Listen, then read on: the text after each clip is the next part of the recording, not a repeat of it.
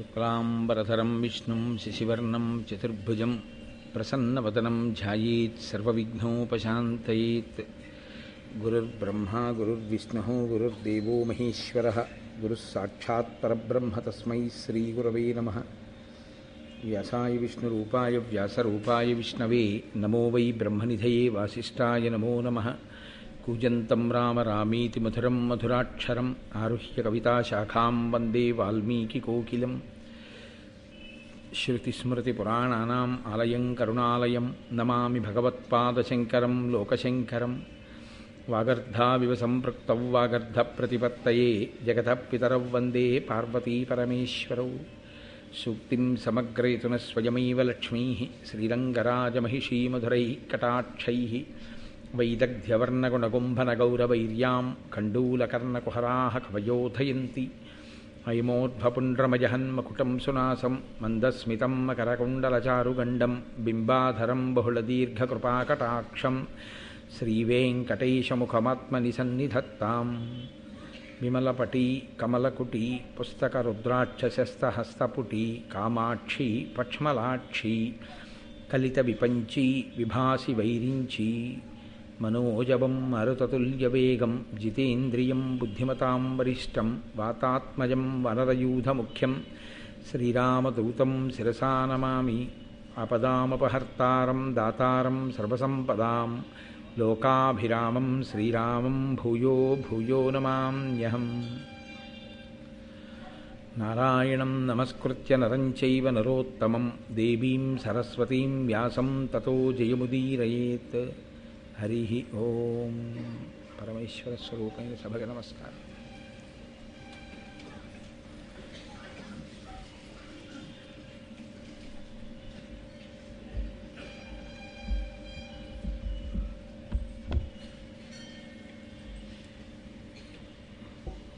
వేదవ్యాస భగవానుని యొక్క అనుగ్రహం చేత అంబిక ధృతరాష్ట్రుణ్ణి, అంబాలిక పాండురాజుని కన్నారు. అలాగే అంబిక యొక్క దాసి విదుర భగవానుణ్ణి వ్యాస భగవానుని యొక్క అనుగ్రహంగా పొందింది. ముగ్గురు అన్నదమ్ములు పెరిగి పెద్దవాళ్ళు అవుతున్నారు. మహానుభావుడైనటువంటి భీష్ముడు సింహాసనానికి పరిరక్షకుడిగా రాజప్రతినిధిగా ఉండి రాజ్యపాలనంతటినీ కూడా పర్యవేక్షిస్తున్నాడు. భీష్ముని యొక్క ధర్మం అటువంటిది, భీష్ముని యొక్క అనుష్ఠానం అటువంటిది.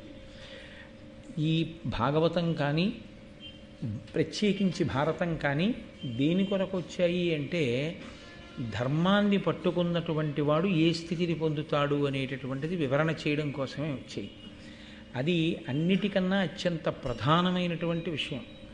ఎవరు ధర్మాన్ని గట్టిగా పట్టుకుని ఉంటాడో అతనిని మనుష్యులు కాదు, పర్వతములు, మృగములు, ఆఖరికి రాక్షసులు కూడా, వానరులు కూడా అటువంటి వాడిని అనువర్తించారు, అటువంటి వారికి సహాయపడ్డారు అని మనకి 1కి 10 మార్లు ధర్మము యొక్క వైభవం ఏమిటో, ధర్మాన్ని మనం ఎందుకు పట్టుకోవాలో బాగా మన మనసు దాని ఎందు నిలబడేటట్టుగా చెయ్యడం కోసం వచ్చినటువంటి వాంగ్మయం. అలాగని అదంతా కూడా కల్పించినటువంటి సాహిత్యం కాదు, యథార్థంగా జరిగినటువంటి విషయం. ధర్మం ఒక్కదాన్ని విడిచిపెట్టి మిగిలినవన్నీ పట్టుకున్న వాళ్ళు ఎలా నశించిపోయారో, ధర్మం ఒక్కదాన్ని పట్టుకున్న వాళ్ళు ఎలా శాశ్వతులయ్యారో, ఎలా ఈశ్వరుణ్ణి చేరుకున్నారో ఆ పథాన్ని మనకి నిరూపించి చూపించడం కోసమే ఈ వాంగ్మయం అంతా. భీష్ముడు గొప్ప ధర్మమూర్తి. ధర్మం కావాలా, నీకు భోగం కావాలా అని అడిగితే ధర్మానికే ఆయన యొక్క పెద్దపీట. ఆయనకి ధర్మాన్ని విడిచిపెట్టి మిగిలినవి ఏవీ అక్కర్లేదు. అంతగా ధార్మిక నిష్ట కలిగినవాడు కాబట్టే ఆయన రాజప్రతినిధిగా పరిపాలన చేసిన, ఆయన చేసినటువంటి పరిపాలనలో ఉన్నటువంటి పరిస్థితుల్ని మనకి వర్ణించి చూపిస్తున్నారు నన్నయ్య గారు. అమరాపగాసుతు అనుశాసనంబున కౌరవ రాజ్యంబు కడు విలుంగి కురుభూములుత్తర కురువుల కంటెను అధిక లక్ష్మీయుక్తి నెతిశైల్లి. ధర్మాభిసంరక్షతంబైన భూప్రజకెంతయు అభివృద్ధి యొసగుచుండే. వలసిన ఎప్పుడు వానలు కురియుట సస్య సమృద్ధి ప్రశస్తమయ్యే. పాలు చేపే పుష్ప ఫల భరితంబులై తరువనంబులుప్పే. ధర్మ కర్మ నిరతి చేసి కరము నిమ్మితో అన్యోన్య హితము చేయుచుండి రెల్లజనులు. యథారాజా తథా ప్రజ. రాజు ఎటువంటి వాడో ప్రజలు కూడా అలాగే ఉంటారు. పరిపాలన చేసేటటువంటి వాళ్ళందరూ ఎప్పుడూ కుయుక్తులతో కూడుకున్నటువంటి వాళ్ళు, శీలభ్రష్టులు, ధర్మభ్రష్టులు అయితే ప్రజలకి కూడా అదే అలవాటు పడుతుంది. పరిపాలన చేసేటటువంటి వారు నీతి నియమాలు కలిగినటువంటి వారు, సచ్చీలురు, ధర్మమునందు నిష్ట కలిగినటువంటి వారైతే ప్రజలు కూడా దాన్నే ఆలంబనంగా స్వీకరిస్తారు. కాబట్టి అమరాపగాసుతు అనుశాసనంబున. దేవలోకంలో ప్రవహించేది కూడా గంగే, దేవగంగ. ఆ గంగకి పుత్రుడైనటువంటి గాంగేయుడైన భీష్ముడు రాజప్రతినిధిగా రాజ్యాన్ని చేస్తున్న కాలంలో కౌరవరాజ్యంబు కడు వెలుంగి. కౌరవరాజ్యం అంతా కూడా గొప్పగా ఒక వెలుగు వెలిగింది. మనం తెలుగులో ఈ మాట ఎక్కువగా మాట్లాడుతుంటాం. ఆయన ఒక వెలుగు వెలుగుతున్నారండి అంటాం. ఆయన ఒక వెలుగు వెలుగుతున్నారండి అంటే ఆయన కీర్తి ప్రకాశిస్తోంది. ఆయన అన్ని విషయముల యందు లబ్ధప్రతిష్ఠుడై ఉన్నాడు అని చెప్పడానికి ఒక వెలుగు వెలిగాడు అంటాం. అలా కురురాజ్యము, కౌరవరాజ్యము భీష్ముడి పరిపాలనా కాలమునందు ఒక వెలుగు వెలిగింది. కురుభూములుత్తర కురువుల కంటెను అధిక లక్ష్మీయుక్తి నితిశయిల్లే. కౌరవరాజ్యం ఉత్తర కురుభూముల కన్నా, అంటే మిగిలినటువంటి రాజ్యం కన్నా కూడా ఉత్తర కురుభూముల కంటే కూడా, నిజానికి ఉత్తర కురుభూముల కన్నా కురుభూములు అంత అభివృద్ధి పొందడానికి కారణం ధర్మమే. ధర్మము విషయంలో వైక్లభ్యము ఒకప్పుడు ఏర్పడితే శ్వేతకేతుడు దిద్దాడు. ఉత్తర కురుభూముల యందు తప్ప మిగిలినటువంటి చోట ధర్మము మరింత పరిపుష్టమైంది ఆయన వల్ల. ఆ కారణం చేత దాన్ని బాగా నిలబెట్టాడు భీష్మాచార్యుల వారు. ధర్మము అన్నది పుస్తకములలో ఉన్నది ధర్మం కాదు. ధర్మము అన్నది అనుష్ఠించినది ధర్మము. ఎన్ని ప్రసంగాలు విన్నాము అన్నది ప్రధానం కాదు, మనం బొట్టు పెట్టుకున్నామా అన్నది చాలా ప్రధానం. సనాతన ధర్మమునందు అనురక్తి కలిగి ఉండుట అంటే ఉపన్యాసం వినడం కాదు. ఎన్ని ఉపన్యాసాలు విన్నా నీకు బొట్టు పెట్టుకోవడానికి చాలా సిగ్గుగా ఉంటే నీకు ధర్మమునందు అనురక్తి లేదు అని గుర్తు. నువ్వు ఎన్ని విన్నావు అన్నదానివల్ల ఎంత ప్రయోజనం కలిగింది అన్నదాన్ని శాస్త్రం దేని చేత బేరీజు వేస్తుందంటే నువ్వు ఎంత అనుష్ఠించగలిగావు అన్నదాన్ని బట్టి చూస్తుంది. నీకేమి వచ్చింది దానివల్ల, ఇది ఇందుకు చెయ్యాలి అని నీకేమైనా అర్థమైందా, అర్థమై దాని ఎందు పూనిక కలిగి నేను ఇది చేస్తాను అని నువ్వు పూనికతో చెయ్యగలిగావా. ఇన్ని విన్నా, రామాయణం విన్నాను, భారతం విన్నాను, పొద్దుటి నుంచి వింటూనే ఉంటాను, చదువుతూనే ఉంటాను అని బయటికి వచ్చినప్పుడు నొసటన బొట్టు పెట్టుకోవడానికి చాలా మొహమాటం, తన అందం ఏదో చాలా తగ్గిపోతుందండి. ఇంకా ఆయన ఎన్ని ప్రసంగాలు వింటే ఎవరికి కావాలి, అది సనాతన ధర్మము కాదు. ఏది సనాతన ధర్మం అంటే అనుష్ఠించినదేదో అదే ధర్మం. కాబట్టి ధర్మము ఉంటుంది ఎప్పుడు, ధర్మము లేకపోవడం ఏమి ఉండదు. ధర్మం పుస్తకాల్లో ఉన్నది ధర్మం కాదు. భారతానికి రామాయణానికి మేము వారసులమండి అని నోటితో చెప్పడం కాదు ధార్మికత అంటే. రామాయణ భారత భాగవతముల యందు చెప్పిన దానిలో ఎంత తెలుసుకుని నువ్వు ఎంత భాగమో అనుష్ఠించగలుగుతున్నావు. నువ్వు అనుష్ఠించగలిగితే నీవు ధర్మమును పట్టుకున్నట్టు. అందుకే ధర్మము పట్టుకుంటే రక్షిస్తుంది, తెలుసుకుంటే రక్షించేది కాదు. అందుకే ధర్మాన్ని ఎప్పుడూ దేనితో పోలుస్తారంటే కర్రతో పోలుస్తారు, లేదా గొడుగుతో పోలుస్తారు. మా ఇంట్లో గొడుగుందండి అని నేను వానలోనో ఎండలోనో వెళ్ళాను అనుకోండి, అప్పుడు ఆ గొడుగు వచ్చి నన్ను నేను రక్షించదు. ఆ గొడుగు నేను పట్టుకుని వెడుతుండగా ఎండ వస్తే నేను వేసుకున్నాను అనుకోండి, అప్పుడు నన్ను గొడుగు రక్షిస్తుంది. ధర్మో రక్షతి రక్షిత అంటే ధర్మమును రక్షిస్తే మిమ్మల్ని రక్షిస్తుంది అంటే మీరు కొత్తగా ధర్మాన్ని రక్షించడం ఏమి ఉండదు. రక్షించుట అంటే పూనికతో పట్టుకొనుట. ఎవడు ధర్మాన్ని పట్టుకున్నాడో వాణ్ణి ధర్మం రక్షిస్తుంది. అంతేగాని నాకు ధర్మం తెలుసు కానండి నేను ఎప్పుడు ధర్మాన్ని పట్టుకోను, అప్పుడు ధర్మం నిన్ను ఎప్పుడూ రక్షించదు. ఇంట్లో కర్ర ఉంది, వీధిలోకి నువ్వు కర్ర లేకుండా వచ్చావు, కుక్క నిన్ను కరిచింది, మీ ఇంట్లో కర్ర లేచి వచ్చి కుక్కని కొట్టదు. ఆ కర్ర నీ చేతిలో ఉంటే కుక్క నీ జోలికి రాదు. అందుకే చేత పట్టబడినది నిన్ను రక్షించినట్టు ధర్మము ఎవరు పట్టుకుంటారో, ఎవరు అనుష్ఠిస్తారో వాళ్ళనే ధర్మము రక్ష చేస్తుంది. అందుకే యథార్థమునకు ఎన్ని ప్రవచనాలు చేశాము అన్నది ప్రధానం కాదు. ఇన్ని చెప్పి ఏం ప్రయోజనం? మనం ఏమైనా నిజంగా జీవితంలో ధర్మాన్ని అనుష్ఠించగలుగుతున్నామా? 10 మందికి చెప్పే ముందు కనీసంలో కనీసం ఏదైనా మనం అనుష్ఠించగలుగుతున్నామా? అలా అనుష్ఠించగలిగితే అది ధర్మం. ఎన్ని ప్రసంగాలు విన్నాం, మన ఇంట్లో ఎన్ని పుస్తకాలు ఉన్నాయి, అది కాదు ధర్మం. మనం ఎంతగా దాన్ని అనుష్ఠించగలం, మనం ఎంతగా చెయ్యగలం, అదే ధర్మం. అందుకే మహానుభావులైనటువంటి వాళ్ళ జీవితాలన్నీ ఆ ధర్మాన్ని పట్టుకోవడం ప్రధానంగా నడిచేవి తప్ప కేవలముగా ధర్మాన్ని తెలుసుకోవడం ఒక్కటే కర్తవ్యంగా, చాలా విషయాలు తెలుసుకుంటూ ఉండడం, చాలా పుస్తకాలు చదువుకుంటూ ఉండడం అనేటటువంటి దాన్ని ప్రధానంగా స్వీకరించలేదు. ఇక్కడ మళ్ళీ ధర్మము అన్న మాట దగ్గరికి వచ్చేటప్పటికీ ఏది ధర్మము అని ప్రశ్న వచ్చిందనుకోండి, నేను చెప్పినది ధర్మం కాదు, మీరు చెప్పినది ధర్మం కాదు. వేదం ఏం చెప్పిందో అదే ధర్మం. వేదం ఏం చెప్పిందో దాన్ని స్మృతి చెప్తుంది. కాబట్టి స్మృతి శృతిని అనుసరిస్తుంది కాబట్టి ధర్మం. శృతిని స్మృతిని పురాణం చెప్తుంది కాబట్టి పురాణం ఏం చెప్పిందో అది ధర్మం.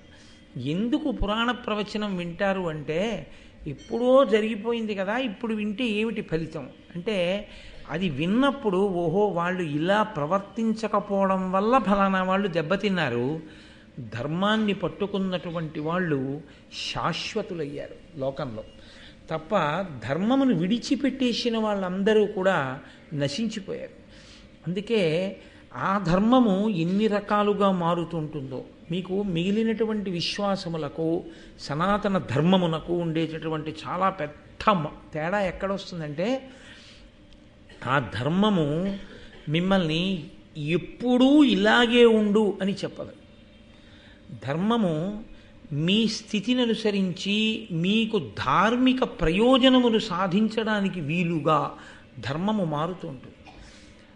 ఒకనాడు ఉన్నది సామాన్య ధర్మం, ఇంకొక నాడు ఆపద్ధర్మము అని ఉంటుంది. నేను ఉన్న ఊళ్ళో ఉన్నాను, అప్పుడు నేను శౌచాన్ని పాటించడం, వేళపట్టున స్నానం చేయడం, చక్కగా సంధ్యావందనం చేసుకోవడం, ఇవి నా ధర్మాలు. నేను ఒకనాడు ప్రయాణంలో ఉన్నాను, నిజానికి అప్పుడు కూడా అలా ప్రయాణం చెయ్యమని కూడా శాస్త్రం చెప్పదు. ప్రయాణాన్ని సాయంకాలానికి ఆపు చేయవలసిందే, ఆపు చేసి నువ్వు సంధ్యావందనం చేసి మళ్ళీ ప్రయాణం చేయాలి తప్ప సంధ్యావందనం మానేసి నేను ప్రయాణం చేస్తాను అన్నారనుకోండి, అంతకన్నా ఘోరాతి ఘోరమైన నేరం ఇంకోట్లేదు. యజ్ఞోపవీతం ఉన్నవాడు దీక్షితుడై నేను సంధ్యావందనం మానేసేసి రైల్లో వెళ్ళిపోతానండి అన్నాడు అనుకోండి, అలా వెళ్ళడానికి వీల్లేదు. ఇంకా నేను యథార్థం చెప్పవలసి వస్తే, ఇది అయ్యప్ప స్వామి దేవాలయం కాబట్టి నేను చెప్తున్నాను, ఇరుముడి కట్టుకున్నవాడు సాయంకాలం సంధ్యావందనాన్ని విడిచిపెట్టి ప్రయాణం చేయడానికి వీల్లేదు, ఆపేయవలసిందే. నువ్వు ఇక్కడి నుంచి విజయవాడ వెళ్ళు, దీపో రైలు దిగిపోయి అక్కడ స్నానం చేసి సంధ్యావందనం చేసుకుని మళ్ళీ రైలు ఎక్కాలి, మళ్ళీ తెల్లవారేటప్పటికి దిగి మళ్ళీ సంధ్యావందనం చేసుకోవాలి.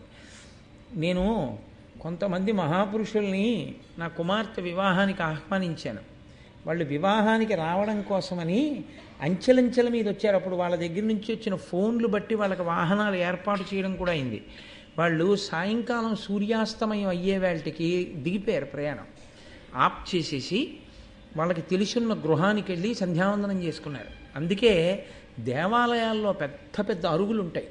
దేనికి అంటే, ఒకవేళ ఆయనకి తెలుసున్న వాళ్ళు ఎవ్వరూ లేకపోతే కోనేటికి వెళ్ళి స్నానం చేసి అక్కడ కూర్చుని సంధ్యావందనం చేసుకుని బయటకు వచ్చి పెడతాడు. నువ్వు ఎన్ని విన్నావు, ఎక్కడికి వెళ్ళావు, ఎవరికి కావాలి? నీకు సంధ్యావందనం చెయ్యవు, ఇంకెందుకు? ఎక్కడికి వెళ్ళి ఎవరికి కావాలి? ఎన్ని విని ఎవరికి కావాలి? ఎన్ని పుస్తకాలు మీ ఇంట్లో ఉంటే ఎవరికి కావాలి? ఎవరికి పిల్లలు అయితే మాకు కావాలి? నువ్వేమైనా చేస్తావా? నీకోసమే ఇవన్నీ ఏర్పాటు చేసింది వ్యవస్థ. అలా నువ్వేమైనా చేయగలవా? సంధ్యావందన భ్రష్టుడవు కాకుండా నిలబడగలవా ధర్మానికి? అలా నిలబడగలిగితే ధర్మం. అయితే ఏమండి, ఇంట్లో ఉన్నాను, సామాన్య ధర్మం పాటించాను, ఒకరోజు అసలు ఏమీ కుదరలేదు నాకు, అప్పుడు కనీసం విభూతి జల్లుకుని సంధ్యావందనం చేయాలి, మానేయడం మాత్రం చేయకూడదు. విభూతి జల్లుకుని సంధ్యావందనం చేయాలి తప్ప, నేను మీకు సత్సంగంలో చెప్పా, పంచభూత స్నానమున 5 భూతములతోటి స్నానం చేస్తారు. ఒకనాడు విభూతితో స్నానం చేస్తారు తప్పకపోతే, ఒకనాడు గోధూళి వేళ సాయంకాలం వెడుతుంటే గోవు డెక్కల మించి పైకి రేగిన ధూళి మీద పడితే స్నానం చేసినట్టే, వాయుస్నానం. సంవత్సరానికి ఒక్కసారైనా వర్షం పడుతున్నప్పుడు ఆ వర్షం కింద తడవాలి, దివ్య స్నానం. కాబట్టి 5 రకాలుగా స్నానం చేస్తారు. ఎప్పుడు ఎలా అవసరమో దాన్ని బట్టి ఆ స్నానం అలా చేసి సంధ్యావందనం చెయ్యాలి. కానీ అసలంటూ మానేస్తే నువ్వు ఏదో ఒక పని చెప్పి అందుకని ఇది మానేశానండి అన్నావు అనుకో, దీనికోసం అది ఎందుకు మానేయలేకపోయావు అంటే అబ్బెబ్బే అది ఎలా కుదురుతుండే అన్ననాడు నీకు ఇది ప్రధానమన్న భావన లేదు, కాబట్టి దీని కొరకు నువ్వు వదిలిపెట్టేస్తావు. ఇందులో ఇలా చెప్పడం కాదు, అలా నేను కూడా నిలబడగలిగితే ఎప్పటికైనా నేను ధన్యుణ్ణి, ధర్మాన్ని పూర్తిగా పట్టుకున్నవాడిని. అందుకే ధర్మము పట్టుకున్నదేదో అది ధర్మము, ఏది పట్టుకొనబడలేదో అది ధర్మమే కాదు. నాకు కేవలం తెలుసండి అన్నది ధర్మం, అది రక్షణ చెయ్యదు. పైగా ఇంకొక మాట ఏమిటో తెలుసా అండి, అది ధర్మమును అవమానించడమే. బాగా తెలుసుకుని దానివల్ల ప్రయోజనం ఏమిటో తెలుసుకుని అది ఎందుకు చెయ్యాలో తెలుసుకుని చేసి తీరాలని తెలుసుకుని చెయ్యకుండా ఉండడం ధర్మాన్ని అవమానించడం కాకపోతే ఇంకేమవుతుంది? అప్పుడు నీకు ఎందుకు రక్షణ కలుగుతుంది? భీష్ముడు పరిపాలన చేస్తే ఆ రాజ్యము వెలిగింది అన్న మాటని నన్నయ్య గారు ఎందుకు ఇన్ని మాటలు చెప్పాలి అంటే, భీష్ముడు ధర్మమును అలా పట్టుకుని ఉన్నవాడు, ఆయన సత్యధర్మములను అలా పట్టుకున్నాడు. కాబట్టి భీష్ముడు రాజప్రతినిధిగా ఉండగా ధర్మ వ్యతిరేకంగా ఇంకొకడు ఉండలేడు. ఆయన దగ్గరికి వెళ్ళి మాట్లాడడమే అలాగా కుదురుతుందా? యుద్ధభూమి యందు సాయంకాలం అయ్యేటప్పటికి కిందకి దిగి వెళ్ళి స్నానం చేసి సంధ్యావందనానికి సమయం లేకపోతే నీటిగా భావించి యుద్ధభూమిలో ఉన్న మట్టి తీసి అర్ఘ్యంగా ఇచ్చాడు సంధ్యావందనంగా, తప్ప సంధ్యావందనం వదిలిపెట్టలేదు ఆయన.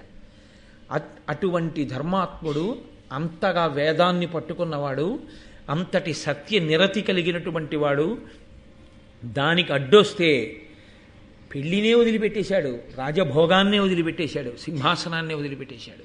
అటువంటి ధర్మాత్ముడు పరిపాలకుడై ఉండగా రాజ్యం ఎందుకు వర్ధిల్లదు? చెప్పడానికి అసలు నీకు యోగ్యతే లేకపోతే, ఇంగ్లీష్లో ఒక ప్రొవెర్బ్ చెప్తుంటారు, polluted hands cannot touch the pure fountain of justice అని. అసలు తన చేతులకే మకిలి ఉన్నవాడు ఆ చేతులతో పాలన ఎలా ముట్టుకుంటాడు? తన చేతులకే బురదంటుకున్నవాడు పవిత్రమైన న్యాయాన్ని ఏం మాట్లాడతాడు? పవిత్రమైన ధర్మం గురించి ఏం ప్రసంగాలు చేస్తాడు? కాబట్టి polluted hands cannot touch the pure fountain of justice. Similarly ధర్మాన్ని అనుష్ఠించిన వాడికి ధర్మం గురించి మాట్లాడే అధికారం కూడా లేదు. కాబట్టి ధార్మికుడు అంటే ఆ ధర్మమును ఎవడు పట్టుకుని ఉన్నాడో వాడు ఉన్న స్థానాన్ని బట్టి ఆ ఇంట్లో ప్రశాంతత ఉంటుంది. ఒక ఇంట్లో ఉన్న వాళ్ళందరికీ అంత గౌరవం ఎందుకు వచ్చింది అంటే ఆ ఇంటి యజమాని పట్టుకున్న ధర్మం అటువంటిది, ఆయన పట్టుకున్నటువంటి ఈశ్వర పాదముల పట్టటువంటిది. అందుకే ఆ ఇల్లే ఓ దేవాలయంలో ఉంటుంది. ఆయన వెళ్ళిపోతాడు కొన్నాళ్ళకి, అంతే. ఆ ఇంటి మొహం చూసేవాడు ఉండడు. ఎందుకని ఆ తర్వాత పట్టుకున్నవాడేడి? పట్టుకుని ఉన్నాడు అంతే. ఆ ఇల్లు సకల శాంతులతో పరిఢవిల్లుతుంటుంది. ఎందుకని అంటే పట్టుకున్న ధర్మము రక్షిస్తూ ఉంటుంది. అది ఒక యజమాని పట్టుకున్నాడు, ఆ ఇంటికి రక్ష. ఒక గ్రామాధికారి పట్టుకున్నాడు, ఆ గ్రామానికి రక్ష. ఒక రాష్ట్రాధినేత పట్టుకున్నాడు, ఆ రాష్ట్రమునకు రక్ష. ఒక రాజ్యాధినేత పట్టుకున్నాడు, రాజ్యమునకు రక్ష. ఎవడు ఆయా స్థానముల యందుండి ధర్మమును విడిచిపెట్టాడో వాడి వలన ఆయా స్థానముల చేత పరిపాలింపబడుతున్న ప్రాంతముల యందంతటా కల్లోలమే. ఎందుకని ధర్మము లేదు కాబట్టి ఇంకా ధర్మము యొక్క రక్షణ ఎలా కలుగుతుంది? కలగదు. అందుకే ఒకసారి ప్రభువు ధర్మాన్ని పట్టుకుని ఉన్నాడు అనుకోండి, అందరూ ధర్మాన్ని పట్టుకుని ఉంటారు. ఎందుకంటే ఆయన దగ్గరికి వెళ్ళి ధర్మ వ్యతిరేకంగా మాట్లాడడం కుదరదు అసలు. కనుక కురుభూములుత్తర కురువుల కంటెను అధిక లక్ష్మీయుక్తి నతిశయిల్లి ధర్మాభిసంరక్షితంబైన భూప్రజకెంతయు అభివృద్ధి యొసగుచుండే. ధర్మము చేత రక్షింపబడుతున్నటువంటి భూప్రజ కాబట్టి ప్రజలందరూ కూడా చాలా శోభతో, చాలా ఐశ్వర్యంతో, సంతోషంగా ఉన్నారు. వలసిన ఎప్పుడు వానలు కురియుట సస్య సమృద్ధి ప్రశస్తమయ్యే పాలుసేపే. ఎప్పుడెప్పుడు వర్షం కురవాలో అప్పుడప్పుడు వర్షం కురుస్తోంది. కురవకూడని సమయంలో వర్షం కురవడం ప్రమాదకరం. ఎప్పుడు వర్షం కురియాలో అప్పుడు కురియకపోవడం అనావృష్టి హేతువు. కాబట్టి పంట బాగా చేతికొచ్చే ముందు ఘోరమైన చాలా ఎక్కువగా వర్షం పడిందనుకోండి, ఆ పంట చేతికి అందదు. కాబట్టి అప్పుడు వాన పడకూడదు. విత్తనం పెట్టేటప్పుడు వాన పడలేదనుకోండి, అసలు పంట వెయ్యలేడు వ్యవసాయదారుడు. ఈ రెండు రకాలుగాను వర్షం ఎప్పుడు పడాలో అప్పుడు పడాలి, అంతేకాని వర్షములు కేవలం పడ్డం ప్రయోజనం కాదు. అలా పడితే లోకమంతా సుభిక్షంగా సంతోషంగా ఉంటుంది.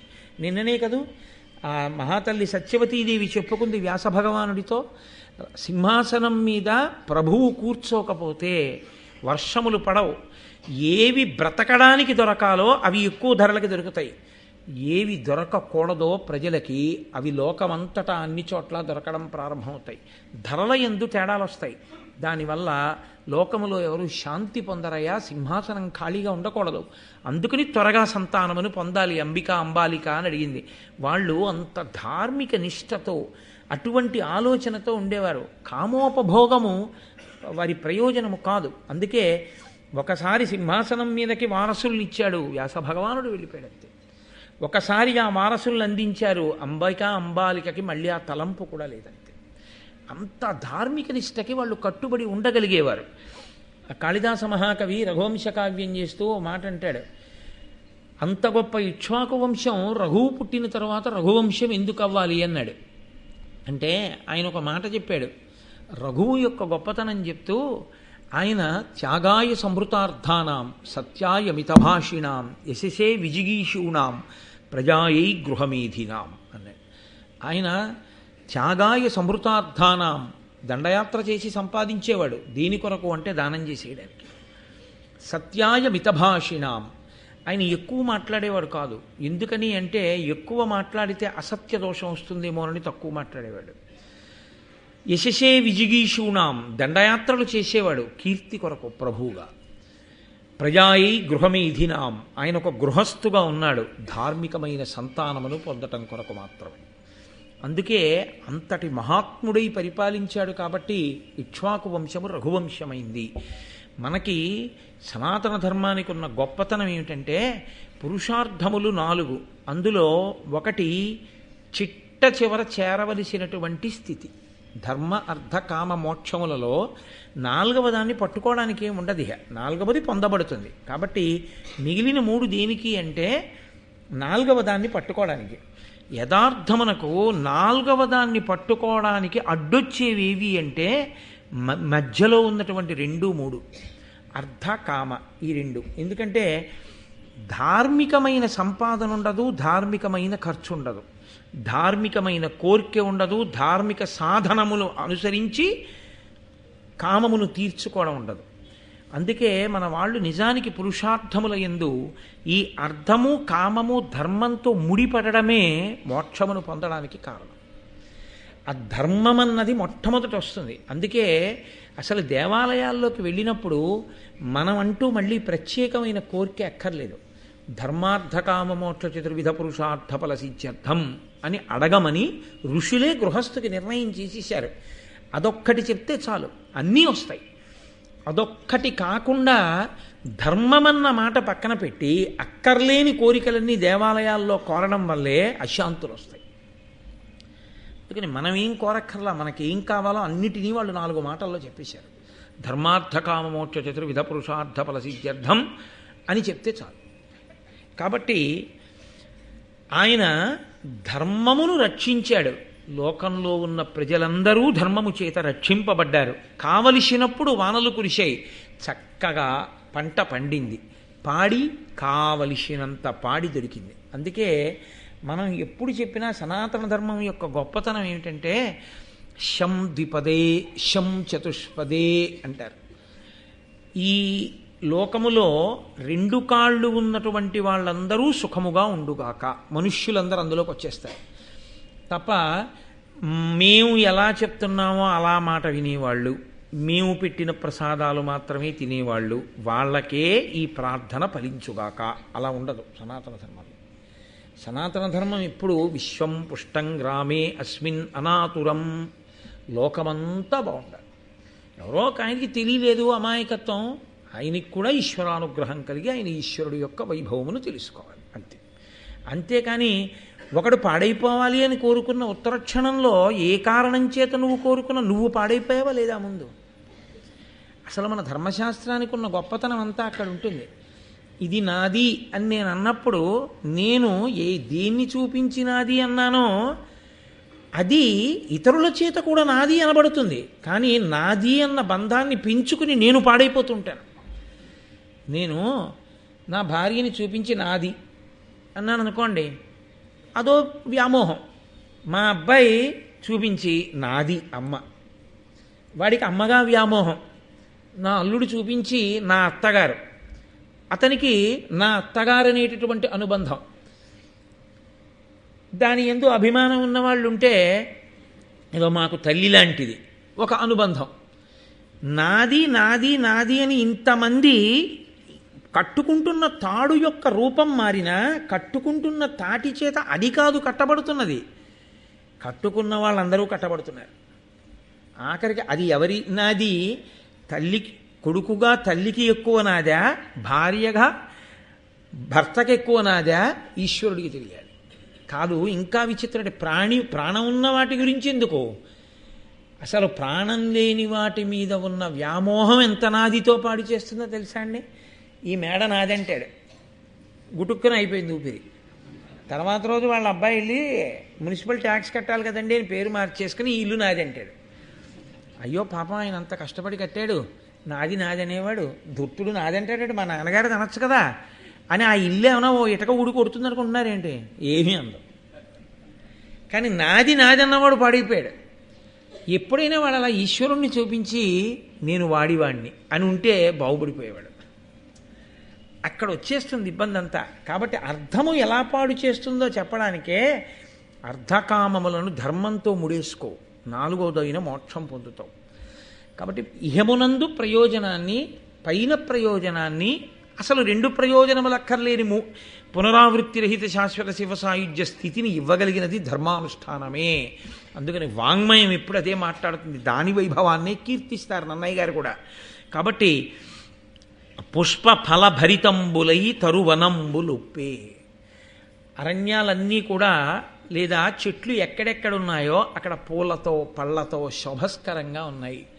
అసలు లోకంలో ఒక లక్షణం ఉంది, చెట్టుకి పువ్వు కొయ్యడం అనేటటువంటిది, చెట్టుకు పండిన పండు కొయ్యడం అనేటటువంటిది చాలా జాగ్రత్తగా సున్నితంగా పాటించవలసినటువంటి విషయం.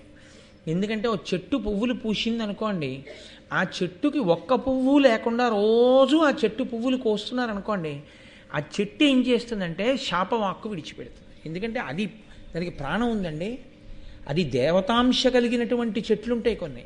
అది చూసి చూసి చూసి చూసి ఏం చేస్తుందంటే, నాకు ఒక్క పువ్వుతో నిలబడనివ్వట్లేదు కాబట్టి నువ్వు నిస్సంతు అగుదువుగాక, నీ ఇంట పిల్లలు లేకుండుదురుగాక అంట. ఇప్పుడు మనం ఏం చేస్తున్నామంటే, మార్నింగ్ వాక్ ఎడితే కుక్కల భయానికి కర్ర పట్టుకెళ్ళడం తప్పు కాదు, కానీ ఎదురి ఇంటి వాడు వేసుకున్న పూల మొక్క పూలు కొయ్యడానికి ఇనపబూచ పట్టుకెళ్ళడం కన్నా ద్రోహం ఇంకోట్లేదు. జేబులో ప్లాస్టిక్ కవర్, చేతిలో ఇనపబూచ పట్టుకెళ్ళి ఆ తెల్లవారుజామున చీకట్లో పై కొమ్మలు వీడివి కావుగా నీళ్లు పోసి పెంచుకున్నవాడు నిద్రపోతున్నాడు. తెల్లవారు లేచి ఆ పువ్వు కోసి ఈశ్వరుడికి పెట్టుకుందామని ఆయన అనుకున్నాడు. నువ్వు కోసేస్తావని ఆయనకేం తెలుసు? ఈ దొంగ పూలు పట్టుకెళ్ళి ఈశ్వరుడికి వేస్తే నీకేదో ఫలితం ఇస్తాడని నీ వెర్రి. అక్కడి నుంచి ఊచ పెట్టి ఆ కొమ్మ ఉంచేస్తుంటే నిజంగా ఏదో ఉచ్చు పోసి లాగేశారనుకోండి, ఎంత వ్యధ చెందుతుందో. తెల్లవారుజామున చెట్టు కొమ్మ అంత బాధతో ఆకులన్నీ రాలిపోతూ అది తల ఉంచేస్తే ఎవరు లేస్తారో ఎవరు చూస్తారో ఏ కుక్కరుస్తుందో అని మొత్తం గుత్తులు మొగ్గలు పువ్వులు కోసేసి ఈ ప్లాస్టిక్ కవర్ నిండా వేసి, ఇది మార్నింగ్ వాక్ వేసి ప్రతి ఇంటి ముందున్న పువ్వులు, నేను ఎంత తెల్లబోయానంటే ఒకనకొకప్పుడు దానిమ్మ పూలు కోసేస్తోంది ఒక ఆవిడ. దానిమ్మ పూలు ఎందుకండి అంటే ఆవిడిది కాదుగా చెట్టు, ఏదో పువ్వు, దానిమ్మ కాయ కాస్తుంది పండు అవుతుంది అనుకుంటారు ఇంట్లో వాళ్ళు ఎంత ఏడుస్తారు లేచి చూసి. ఆ ఇంటి యజమానికి ఉండదండి 2 పూలు కోసి పూజ చేసుకుందాం అని. ఏమి నీకు అంత కోరికుంటే వెళ్ళి ఓ రూపాయో 2 రూపాయలో పెట్టి ఇంత తులసి కొనుక్కోలేవు, ఓ 4 పువ్వులు కొనుక్కోలేవు, లేకపోతే అడిగి అమ్మ ఓ 2 పువ్వులు తీసుకుంటాను అంటే ఒక్క 4 పువ్వులు కోసుకుని వెళ్ళలేవు. అది లేదు, ఈశ్వరుడు పువ్వులతో కొయ్యకపోతే నిన్ను నరికేస్తానన్నాడు. ఏంటి ఇన్ని బియ్యంలో కాస్త పసుపు కలిపి అక్షతలతో పూజ చేసుకోలేవు? ఎందుక దొంగ పూలన్నీ? ఎంత అక్కర్లేని పాపాన్ని ప్రాతకాలంలో సూర్యభగవానుడి సాక్షిగా ఈశ్వరారాధన చేయవలసినటువంటి బ్రాహ్మీ సమయమునందు పరమ దోషభూయిష్టమైనటువంటి జీవితంతో తిరుగుతూ ఉండడం. ఎన్ని శాపాలు పొందుతాడు మీరు చూడండి, ఎంత అసహ్యకరమే. ఆ పువ్వు పట్టుకెళ్ళి వాడి ఇంట్లో దేవుడికి పెడుతుంటే దేవుడు వణికిపోతాడు. దొంగ పువ్వులు రా ఇవన్నీ, ఓచలు పెట్టి చెట్లు వంచి పట్టుకొచ్చేసావా, ఇవి నా కాళ్ళ మీద పెడుతున్నావా, చూసి చూసి అసహ్యం వేసి నీవు దొంగవదువుగాక అంటే ఏమవుతాడు? కాబట్టి ధర్మం అన్న మాట అనుష్ఠించడంలో ఉండదు. ఓ పని చేశామంటే చేయడం కాదు, ఇలా చెయ్యొచ్చా అనో ఆలోచన ఉండాలి. అలా చెయ్యొచ్చా అన్న ఆలోచన లేకుండా చేసే పనులు చాలా అసహ్యంగా ఉంటాయి. కాబట్టి పుష్పఫల భరితంబులై తరువనంబులుప్పే, చెట్టుకి కొన్ని పువ్వులు విడిచిపెట్టాలి. పువ్వులన్నీ చాలా సంతోషంగా ఆ పూలతో పళ్ళతో కాయలతో చెట్లు ఎక్కడ చూసినా అందంగా కనపడుతుండేవి. ధర్మ కర్మ నిరతి చేసి కరము నిమ్మితో అన్యోన్య హితము చేయుచుండి రెల్లజనులు. అందరూ ధార్మికమైనటువంటి విధానంలోనే జీవిస్తున్నారు, ధార్మికమైన కర్మలే చేస్తున్నారు. చేయడం వల్ల చక్కగా అందరూ ఒకరి పట్ల ఒకరు అన్యోన్యమైనటువంటి ప్రేమతో, ఎవరి మధ్య దెబ్బలాటలు లేకుండా, పరమశాంతితో సంతోషంతో హాయిగా ఆనందంగా లోకమంతా ఉపద్రవం లేకుండా చక్కగా ఉన్నారు. ఆ సమయమునందు నన్నయ్య గారు అంటారు, అమలాచార పవిత్ర భూసురవరేణ్యాగార పుణ్య ప్రదేశములన్ అధ్యయనారవంబు విధివత్ స్వాహా స్వధా స్వస్తి శబ్దములున్ మంగళ తూర్య ఘోషములు ఉజ్జత్కౌశికాశీర్నినాదములున్ రమ్యత రంబులయ్యధరణిన్ తద్రాజ్య సమృద్ధితోన్. ప్రభువు ఎలా ఉంటాడో లోకంలో అందరూ అలాగే ఉంటారు. కాబట్టి చక్కగా ఎంత అందంగా ఉండేవంటే ఎక్కడ చూసినా కూడా బ్రాహ్మణులు చక్కగా వేదం చదువుకుని పరమధార్మికమైన బుద్ధితో ఈశ్వరార్చన చేస్తూ ఉండేవారు. వెడుతూ ఉంటే గురువుగారు పాఠం చెప్తూ పిల్లలందరూ పాఠాలు నేర్చుకుంటూ ఆ వేద పాఠాలు వినపడుతూ అందమైనటువంటి ఆ స్థితిని కళ్ళకి కనపడేటట్టుగా వాతావరణం కల్పింపబడి ఉండేది. ఆ అధ్యయనం చేసేటప్పుడు స్వరంతో గురువుగారు కూర్చొని పాఠం చెప్తుంటే వాళ్ళందరూ వేదపాఠం నేర్చుకున్న పిల్లల యొక్క ఆ ఘోష, వేదమంత్రముల ఘోషలు వినపడుతుండేవి. ఇళ్లలో స్వాహ స్వధ స్వస్తి శబ్దములు వినపడుతుండేవి. అంటే స్వాహ స్వధ స్వస్తి శబ్దములు వినపడుతున్నాయంటే యజ్ఞయాగాది క్రతువులు నిరంతరము అగ్నిని అర్చించడము, హోమాదులు జరుగుతూ ఉండడము ఎప్పుడూ ఎక్కడ చూసినా చక్కగా జరుగుతూ ఉండేవి. మంగళవాద్యముల యొక్క ధ్వనులు వినపడుతుండేవి. అది మనిషి యొక్క మనసులో ఒక రకమైనటువంటి ఉద్రేకం పుట్టేటట్టు, భయం పుట్టేటట్టు, అవతలవాడు హడిలిపోయేటట్టు అసలు ధ్వనిని కానీ శబ్దాన్ని కానీ చేయకూడదు. ఇది అర్థం పర్థం లేనటువంటి స్థితిలో ఉంటుంది. మరి నా కళ్ళకే కనపడుతుందో నా ప్రారంధ కర్మో నాకు అర్థం కాదు. కానీ నేను ఒకసారి ఒక విషయం చూసి ఆశ్చర్యపోయాను. అసలు ఆయన అంత బుద్ధి లేకుండా ఎలా ఎక్కించుకున్నాడో నాకు అర్థం కాలేదు. ఓ చిన్న పిల్లాడిని వెనకాల కూర్చోబెట్టుకుని వెళ్ళిపోతున్నాడు మోటార్ సైకిల్ మీద. ముందెళ్ళిపోయి ఆయనకి వెనకాల పిల్ల కునుకుతోందో, నిద్ర వచ్చేస్తోందో, సరిగా కూర్చుందో ఏం తెలుస్తుందండి? అప్పుడప్పుడు ఒకసారి చూస్తాడంతే. ఆ పిల్లకి కునుకుపాటు వచ్చేస్తాను, వచ్చి ఆ పిల్లిలా తూలిపోతాను. నేను వెనకాతల వెడుతున్నాను బండి మీద, ఇటు ఈ పిల్లిలా తూలిపోతుంది ఏంటి అనుకున్నాను. అనుకుని కొంచెం ముందుకెళ్ళి అయ్యా పిల్ల తూలుతోంది, నిద్ర వస్తోందేమో చూసుకోండి అని చెప్దాం అనుకున్నాను. అనుకునేలోగా ఒక ధూర్తుడు, ఇప్పుడు రకరకాల హారన్స్ వచ్చేస్తున్నాయి కదండి, అన్యాయము అన్న మాటకు అర్థం అదే. ఒక చెవికి వినికిడి శక్తి కొన్ని డెసిబుల్స్ ఉంటుంది, అంతకన్నా ఎక్కువ ధ్వని వినపడితే పిచ్చి వస్తుంది, లేకపోతే అస్థిమితం వస్తుంది. అలా ఉండకూడదు. వాడు ఒక భయంకరమైనటువంటి హారన్, ఏ లారీయో వెడితే మోగించవలసిన హారన్ మ్రోగిస్తూ వాడు పాము వెళ్ళిపోయినట్టు వెళ్ళిపోయాడు. ఈ పిల్ల పడిపోయాడు. మన ఓవర్ బ్రిడ్జి ఎక్కుతున్న దగ్గర ఆ పిల్ల బండి మించి ఆ శబ్దానికి ఆ కునుకుతున్న పిల్ల హడిలిపోయి పక్కకు పడిపోయింది. ఆ పడిపోవడంలో ఆ పిల్ల అదృష్టం ఎక్కడుందో ఆ పేవ్మెంట్ మీద పడింది. పాపం దెబ్బలు తగిలాయి అనుకోండి, ఏదో నలుగురు చూశారు. కానీ అసలు ఎవడు శబ్దం చేస్తూ వెళ్ళాడో వాడు అప్పటికి జగన్నాథపురం వెళ్ళిపోయి ఉంటాడు. వాడికి ఏం పోయింది, వెడితే జగన్నాథపురం వెళ్తాడు, లేకపోతే ఇంటెన్సివ్ కేర్ యూనిట్కి పోతాడు, లేదా ఇంకో చోటుకు పోతాడు. వాడితో పోదు. తెలియక ఏ పిల్లో ఎవరో అలా వెళ్ళారనుకోండి, అంతే వాళ్ళని వాళ్ళ తల్లిదండ్రుల్ని శోకసాగరంలో ముంచేస్తాడు. వాడి పొందేటటువంటి సంతోషం పైశాచికం, అది అర్థం లేదు అసలు. అధార్మికమైన ఎంతమంది పోలీసులు మీరు పెడతారు నాకు చెప్పండి? మనిషికో పోలీసుని పెడతారా? ఎంతమంది పోలీసులు నిలబడి ఎంతమందికి బోధ చేయగలరు లోకంలో? ఎవడికి వాడికి ఇంగిత జ్ఞానం ఉండాలి. మనం ఒక చోట ఒకలా వెడుతున్నామంటే మనం ఒకలా ప్రవర్తించాలన్న ఆలోచన ఉండాలి. సెల్ ఫోన్ ఉండడం తప్పు కాదు. 2 వీలర్ మీద పెడుతూ సెల్ ఫోన్ మాట్లాడే వాళ్ళది ఎంతమందిని పోలీసులు ఆపగలరు నాకు చెప్పండి? మనిషికి ఒక పోలీసుని పెట్టినా సాధ్యం కాదు. మోటార్ సైకిల్ మీద వెళ్ళేటటువంటి వాడు కుడి చేత్తో పట్టుకుని ఎడం చేత్తో సెల్ పట్టుకుంటే వాడు క్లచ్ ఎలా పట్టుకుంటాడు? వాడికి ఇంకా బండి మీద నియంత్రణ లేదు. కాబట్టి ఎప్పుడైనా వాడు పడిపోతాడు లేదా ఎవరినో పడగొట్టేస్తాడు. ఎంత ప్రమాదమో! పెద్దవాళ్ళకి గబుక్కుని పడిపోతాయి, అంటుకో ఎముకలు. వాడు ఎంత ధూర్తుడై ఇతరుల జీవితాల గురించి ఆలోచించిన వాడైతే వాడు ఒక్క నిమిషం ఆగి మాట్లాడితే ఉపద్రవం రాదు. కాసేపు అలా పక్కకి తీసి బండిని ఏం మాట్లాడాలో మాట్లాడేసి వెళ్ళిపోవచ్చు. ఒక ప్రవచనం జరిగే చోట ఎంతోమంది ఏదో పాపం తెలుసుకుందామని వస్తారు. అక్కడ నీకు సెల్ ఫోన్ ఆఫ్ చేయండి అని చెయ్యవలసిన పరిస్థితి వచ్చింది అంటే నువ్వు ధార్మిక ప్రవచనం వినడానికి రావడానికి కావలసిన కనీస అర్హతతో నువ్వు వచ్చినట్ట సభకి. ఎందుకు నీకు ఆ సెల్ ఫోను? సైలెంట్ మోడ్లో పెట్టుకోవడం కూడా చేతకాని వాడివి సెల్ ఫోన్ పెట్టుకుని ఎందుకు వస్తావు సభకి? నీకు మళ్ళీ ఇంకోళ్ళు ప్రకటన చెయ్యాలా? దానికి ముందు కూర్చోకండి వెనక కూర్చోండి అని చెప్పాలా? అంటే మనని మనం పరిశీలించుకోగలిగినటువంటి స్థితిని కోల్పోతే ఎంతమందిని పెట్టి ఎవరిని ఎవరు మార్చగలరు చెప్పండి? ఎవరికి వాళ్ళు వివేచనతో నిలబడగలిగితే లోకం శాంతియుతంగా ఉంటుంది. ఆనాడు ప్రజలలో ఆ ధార్మిక నిష్ఠ ఉండేది. ధార్మిక నిష్ఠ యందు నేను బతకడం కాదు, నేను పక్కవాడికి అశాంతికారకంగా బతకట్లేదు కదా, నేను మర్యాదతో బ్రతుకుతున్నానా, ఇది పరిశీలనం చేసుకునేవాడు. పైగా తప్పు అని మీరంటే వాడికి ఇంకొక ఆస్తి ఏమిటో తెలిసే వాడు తిరగబడతాడు మీ మీద. ఎవరిని శాసించగలరు? అందుకే ధర్మం ధర్మం ధర్మం ధర్మం అలా బోధ చేస్తూనే ఉన్నాయి శాస్త్రాలు.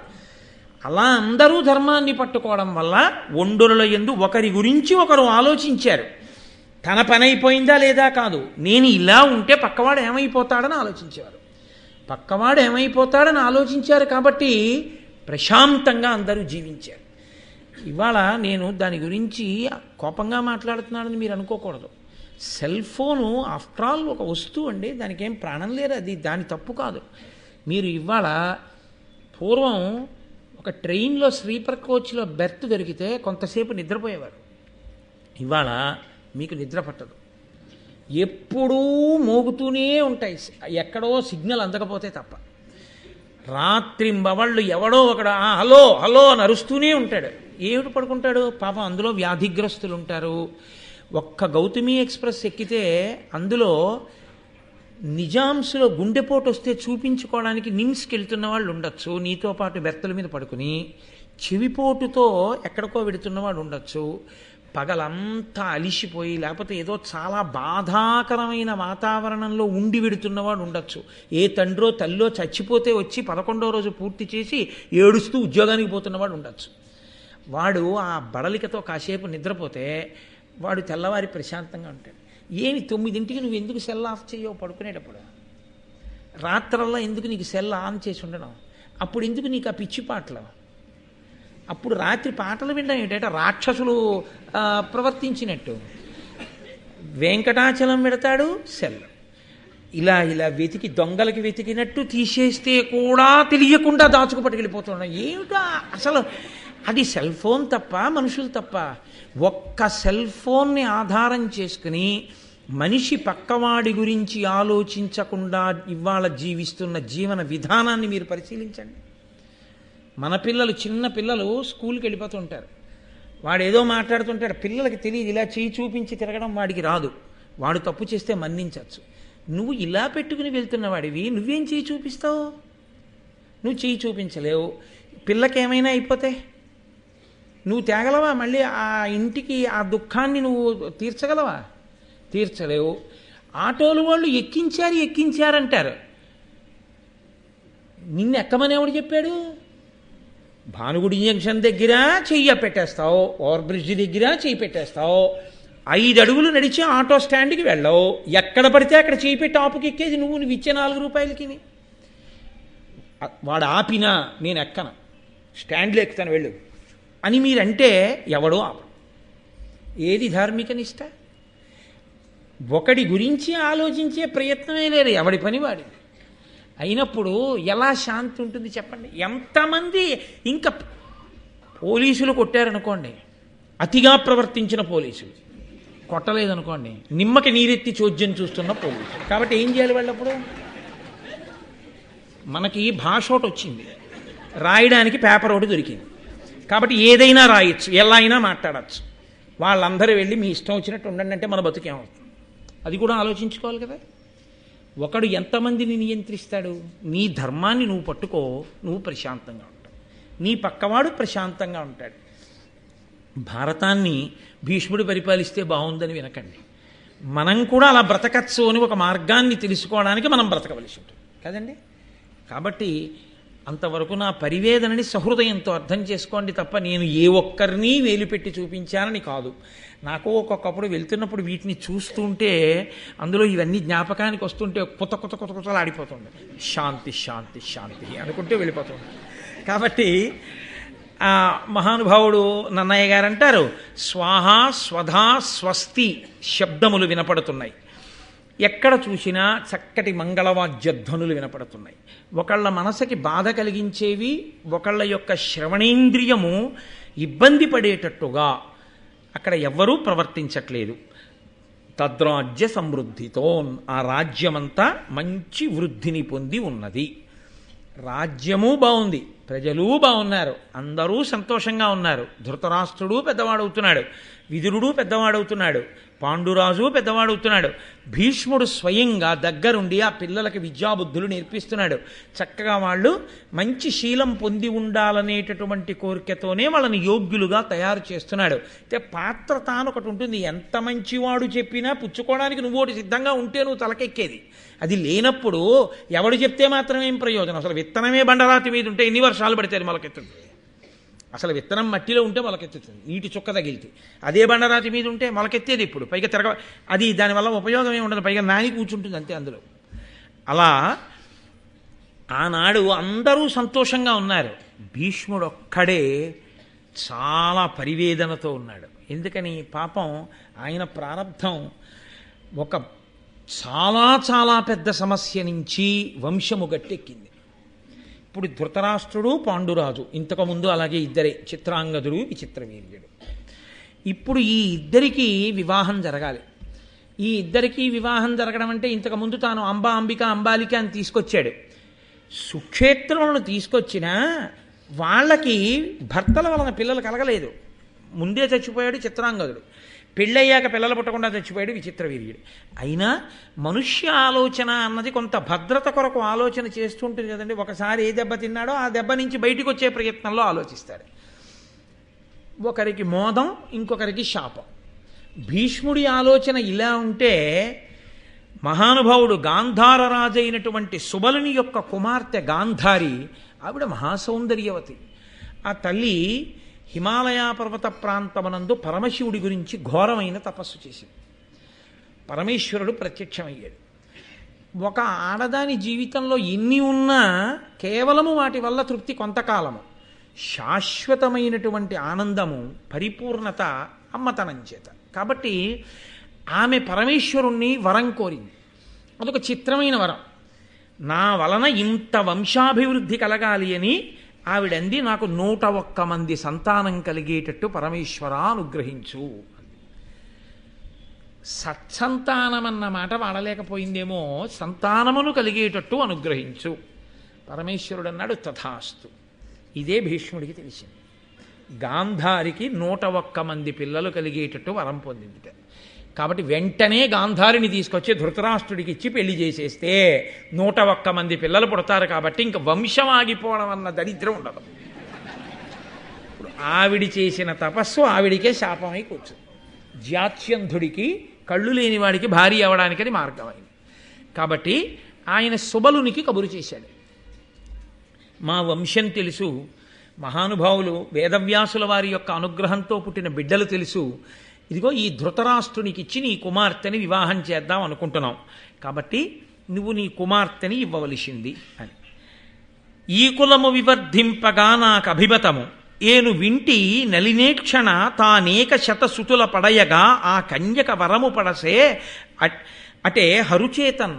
పరమశివుని వలన వరము పొంది 101 మంది పిల్లల్ని పొందడానికి కావలసినటువంటి యోగ్యతా సిద్ధిని పొంది ఉన్నటువంటి నీ కుమార్తె అయిన గాంధారిని నా వంశంలో జన్మించినటువంటి మహానుభావుడైన ధృతరాష్ట్రుడికి ఇచ్చి నువ్వు వివాహం చెయ్యవలసింది అని కబురు చేశాడు. కబురు చేస్తే గాంధార రాజ్యాన్ని పరిపాలించేటటువంటి రాజు ఉత్తర క్షణం అంగీకరించాడు. బ్రాహ్మణుల్ని అడగలేదు, లేదా కుల పెద్దల్ని అడగలేదు, తన భార్యని సంప్రదించలేదు. వెంటనే మా అమ్మాయిని మీ అబ్బాయికి ఇచ్చి వివాహం చేసేస్తాను అన్నాడు. అలా అంటే ఎంత గొప్పవాడైనా కానివ్వండి, ధృతరాష్ట్రుడు 1000 ఏనుగుల బలమే కలవాడు కానివ్వండి, పుట్టుక చేత కన్నులు లేనివాడు కదా. కన్నులే లేనప్పుడు గాంధారి ఎంత అందగత్తి అయితే మాత్రం అతనికి ఏం ప్రయోజనం, అతనికి లోకంతో ఏం ప్రయోజనం? ప్రధానంగా అతను చూసేది ఉంటుంది. కాబట్టి ఇప్పుడు కన్నులే లేనివాడికి ఎవరు పిల్లనిస్తారు? కానీ ఓ కళ్ళు లేనివాడికి తీసుకెళ్ళి పిల్లనిచ్చేస్తున్నాడు రా సుబలుడని బంధువులందరూ అన్నారట. అంగములలో మేలుత్తమాంగము అందు ఉత్తమంబులు కన్నులు, ఉర్విజనుల కట్టి కన్నులు లేవను నదియుకాక ఉత్తముడు కాడే సద్గుణ యుక్తినతడు. వాళ్ళన్నారు, ఆ నిర్ణయం చేసిన సుబలుడి దగ్గరికి వచ్చి, లోకంలో అన్నిటికన్నా కూడా అంగములలో గొప్పది ఏది అంటే అవయవములలో గొప్పది పైన ఉండేటటువంటి తల. మళ్ళీ తలలో గొప్పవేవి అంటే జ్ఞానేంద్రియములైనటువంటి కళ్ళు. సర్వేంద్రియాణం నయనం ప్రధానం సర్వస్య గాత్రస్య శిర ప్రధానం. కాబట్టి కళ్ళు గొప్పవి. అంత గొప్పవైన కళ్ళు లేని వాడికి నీ పిల్లనిస్తున్నావంటే నువ్వు ఎంత గొప్పవాడివో. కళ్ళ కన్నా గొప్ప బుద్ధి ఉందని బహుశా నీకు తెలిసిచ్చావేమో అన్నాడు. అంటే నీకు బుద్ధి ఉందా లేదా అని అడగడానికి ఇష్టం లేక వాళ్ళు వ్యంగ్యంగా ఇలా అన్నారు. ఎంత గొప్ప బుద్ధి ఉందని నీకు తెలుసుకుని ఇవ్వగలిగినంత పెద్ద బుద్ధిమంతుడువో కూతుర్ని పట్టుకెళ్ళి వాడికి ఇస్తున్నావు అన్నారు. కానీ గాంధారి మహాతల్లి ఆవిడ తండ్రి గారి యొక్క శాసనాన్ని ఔదలదాలుస్తాడు అని ఆవిడ నా భర్త చూడనివి ఏ ఉన్నాయో అవి నాకు చూడడానికి ఇష్టం లేదు. ఆయన అంధుడు అన్న కారణం చేత కదా అయ్యో పాపం అని నన్ను అంటున్నారు. నేను చూడని దాని అయితే ఒకరికొకరు సరిపోయారంటారుగా. ఈశ్వరుడు కన్నులు ఇచ్చాడు, నేను వాడుకోను. నా భర్త అయ్యో పాపం అని నన్ను చూసినప్పుడల్లా మా ఆయన అంధత్వం గుర్తు రాకూడదు జనానికి. 2, మా ఆయన ఏది పొందలేకపోయాడో అది నాకు అక్కర్లేదు. కాబట్టి నేను కన్నులకు బట్ట అడ్డంగా కట్టేసుకుంటానని ఆవిడ గంతలు కట్టుకుంది. ఆవిడ్ని తీసుకుని సోదరుడైనటువంటి శకుని హస్తినాపురానికి తీసుకొచ్చాడు. ఇప్పుడు మనం కన్యాదాత గారి ఇంటికి వెళ్ళి పెళ్లి చేసుకుంటాం, వాళ్ళు మగపెళ్లి వారింటికి వచ్చి పెళ్లి చేసుకునేవారు. అందుకని హస్తినాపురానికి తీసుకొచ్చాడు. తీసుకొచ్చిన తర్వాత అక్కడ ఈ గాంధారిని వివాహం చేసుకుంటూ ధృతరాష్ట్రుడు గాంధారి తోడ పుట్టినటువంటి 10 మంది చెల్లెళ్ళని కూడా పెళ్లి చేసుకున్నాడు. కాబట్టి అక్కడికి గాంధారితో కలిసి 11 మంది భార్యలు, 101 మంది సంతానం గాంధారికి జన్మిస్తారని తెలిసినా భీష్ముడికి కడుపులో ఎంత బెంగ పట్టుకుందంటే ఇంకా ఇంకా ఇంకా ఇంకా తామర తంపరగా పిల్లలు ఉండాలి. అమ్మ బాబోయ్ తిన్న దెబ్బ అటువంటిది. సింహాసనం ఒకసారి ఖాళీ అయిపోతే అంత ఇబ్బంది పడ్డాం. కాబట్టి ఆయన ఏం చేశాట, కులమును రూపము శీలము కల కన్యల తెచ్చి తెచ్చి గాంగేయుడి అలగుడు ధృతరాష్ట్రుడు కులతిలకుండు పరిగ్రహించి దేవీ శతమున్. చూడండి, లోకంలో మాట ఉంటుంది, తిని తిని ఆమ్రిడిత. మళ్ళీ మళ్ళీ 2 మాటలు వేసామనుకోండి, ఆ మాటని అంటే మామూలుగా తినడం కాదు, బాగా తినేశాడని. తిని తిని తిరిగి తిరిగి పడుకుని పడుకుని అన్నాను అనుకోండి, అంటే పడుకుని లేచినవాడు కాదు, తిరిగి వచ్చినవాడు కాదు, తిని ఉన్నవాడు కాదు. తిని తిని అంటే తినవలసినంత కాకుండా బాగా తినేసినవాడు, పడుకోవలసినంత కాకుండా ఎక్కువగా నిద్రపోయినవాడు, తిరగవలసినంత కాకుండా అదే పనిగా తిరిగినవాడు అని అర్థం. భీష్ముడి కడుపులో ఆ వంశం పెరగాలన్న పరివేదన ఎంత ఉందో నన్నయ్య గారు 2 మాటల్లో చెప్పారు. ఎంత అందంగా చెప్పారంటే కులమును ధృతరాష్ట్రుడికి అన్ని విధాలుగాను అనుకూలవతి లేదా తుల్యమైనది కులము చేత రూపము శీలము, శీలం అంటే స్వభావము కల కన్యల తెచ్చి తెచ్చి భీష్ముడు వెళ్ళను, ఎక్కడైనా మంచి పిల్ల ఉందంటే తీసుకొచ్చేస్తున్నాను. ఈయనకి కళ్ళు లేవుగా, ఈయన ఎక్కడికి వెళ్ళలేడు, ఆయనే వెళ్ళి తీసుకొస్తున్నాను. తెచ్చి తెచ్చి గాంగేయుడి ఆ భీష్ముడు ధృతరాష్ట్రుడికి ఇస్తే ఈ ధృతరాష్ట్రుడు తాళి కడుతుండేవాడు. అలా ఎంతమందిని తెచ్చట ఆయన. అలాగుడు ధృతరాష్ట్రుడు కులతిలకుండు పరిగ్రహించి దేవీశతమున్ ఇంకొక 100 మంది భార్యల్ని చేసుకున్నాడు. ఇప్పుడు గాంధారి ఒకతే, గాంధారి యొక్క చెల్లెళ్ళు 10 మంది, భీష్ముడు తెచ్చిన వాళ్ళు 100, సంఖ్యాశాస్త్రం సంస్కృతి పాత్రం అనుకున్నాడేమో 111 మంది భార్యలు తోటి ధృతరాష్ట్రుడు సంతోషంగా ఉన్నాడు. కాబట్టి మీరు గమనించవలసింది ఏమిటంటే కథంతా సంతోషంగా నడుస్తోంది. ఎక్కడా ఏమీ వెక్కిళ్ళు లేవు, కథలో ఇబ్బందులు లేవు. చక్కగా మళ్ళీ ఎంత పెద్ద ఉపద్రవం వచ్చిందో అంత అందంగానూ నడిచిపోతుంది. ఎంత గొప్ప చీకటి కమ్మిందో సూర్యోదయానికి అంత వెలుతురు ప్రసరిస్తోంది. కష్టం తర్వాత సుఖం అంత అందంగా వస్తుంది. కాబట్టి తర్వాత మళ్ళీ కష్టం కూడా ఉంటుంది. దీన్ని బట్టి ఏం తెలుసుకోవలసి ఉంటుందంటే కష్టం వద్దండి, సుఖమే కావాలి, అసలు ఈ శరీరంతో ఉండకూడదు అంటే చచ్చిపోమని కాదు నా ఉద్దేశం. దేవతలుగా ఉంటే ఎప్పుడూ సుఖాలు, ఎప్పుడూ కష్టాలే. ఇంకో శరీరం కష్టము సుఖము కూడా వెలుగు నీడలాగా ఇందులో ఉంటే ఉంటాయి. కాబట్టి ఇవాళ సుఖంగా ఉన్నాం, ఏమో మళ్ళీ అయ్యి బాబోయ్ వేళ్ళు విరవలసిన రోజు కూడా రావచ్చు, వేళ్ళు విరిచాం, సంతోషంగా ఉండే రోజు కూడా వస్తుంది. కళ్యాణీ బతకాదేయం లౌకికీ ప్రతిపాదిమ ఏతి జీవంతి మానందో నరం వర్ష శతాదపి అంటుంది సీతమ్మ. 99 సంవత్సరముల 364 రోజులు కష్టాలే మాత్రమే అనుభవించినటువంటి వ్యక్తి కూడా 100 ఏళ్ళు బతికితే ఆ చిట్ట చివరి రోజున సుఖాన్ని మంచి మాటని వింటాడు తప్ప చచ్చిపోకూడదండి ఆవిడ. కాబట్టి అంతా సంతోషంగా కాలం గడిచిపోతుంది. ఇప్పుడు ధృతరాష్ట్రుడికి వివాహం అయిపోయింది. వేదంబులందు ప్రణీతుడై మరి సర్వశాస్త్రములందు కౌశలము మెరసి అసి కుంత కార్ముకాద్యాయుధ విద్యలయందు జితశ్రముడై తురంగ సింధురారోహణ శిక్షల దక్షుడై నీతి ప్రయోగముల్ నిరయ నేర్చి అతి మనోహర నవ యవ్వనారూఢుడై కరలేమి హిమరశ్మి కాంతిదాల్చి పెరుగుచున్న కొడుకు పృథువక్షు ఆయతబాహు దీర్ఘదేహు పాండుచూచి వీని వలన కులము వెలుగునంచును ఎడ జాహ్నవీసుతుండు సంతసిల్లి. జాహ్నవీసుతుండు అంటే గాంగేయుడు భీష్ముడు. భీష్ముడు పొంగిపోతున్నట్ట ఎవరిని చూసి? రెండవ వాడు పాండురాజుని చూసి. ఆయన అంబాలిక యొక్క కుమారుడు. వేదంబులందు ప్రవీణుడై మరి సర్వశాస్త్రములందు కౌశలము మెరసి, వేదములు బాగా చదువుకున్నాడు, సమస్త శాస్త్రములను బాగా అధ్యయనం చేశాడు. అసి కుంత కార్ముకాద్యాయుధ విద్యలయందు జితశ్రముడై, ఆయన కత్తి పట్టడంలో, ఈటె పట్టడంలో, ధనస్సు పట్టుకోవడంలో అపారమైనటువంటి ప్రావీణ్యాన్ని సంపాదించాడు. ఈ ఆయుధాలు పట్టుకోవడం, ఈ ఆయుధాలు విసరడం అదొక గొప్ప నేర్పరితనం. అరివీర భయంకరుడు అవుతాడు అటువంటి వాడు. ఆయన గుర్రాల్ని అధిరోహించడం, ఏనుగుని లొంగ తీసుకుని ఏనుగు మీద కూర్చుని నడిపించడం, ఇలాంటి వాటిల్లో సిద్ధాహస్తుడయ్యాడు. సమస్త నీతులు తెలిసున్నటువంటి వాడు, అతి మనోహరమైనటువంటి కాంతి కలిగినటువంటి వాడు. అటువంటి వాడు యవ్వనాన్ని పొంది మత్సలేనటువంటి తెల్లటి కాంతి ఎలా ఉంటుందో అటువంటి రూపంలో అందంగా ఉండగా విశాలవక్షుడై పొడుగైనటువంటి దేహంతో గొప్ప సాముద్రిక లక్షణాలతో వెలిగిపోతున్నటువంటి పాండురాజుని చూసి ఆయన అనుకున్నాడు, వీడి వలన మన వంశం ఎంతో కీర్తి పొందుతుంది, ఇంత అందమైనటువంటి రూపం ఉన్నవాడు, ఇంత మంచి గుణములున్నవాడని జాహ్నవీసుతుడైనటువంటి భీష్ముడు పొంగిపోతున్నాడు. ఈలోగా కాశ్యప్ ఇక్కడ ఈ విషయాన్ని ఇలా ఉంచి కుంతీదేవి యొక్క ఆఖ్యానాన్ని, ఆ ఉపాఖ్యానాన్ని మనకి వివరణ చేస్తున్నారు నన్నయ్య గారు.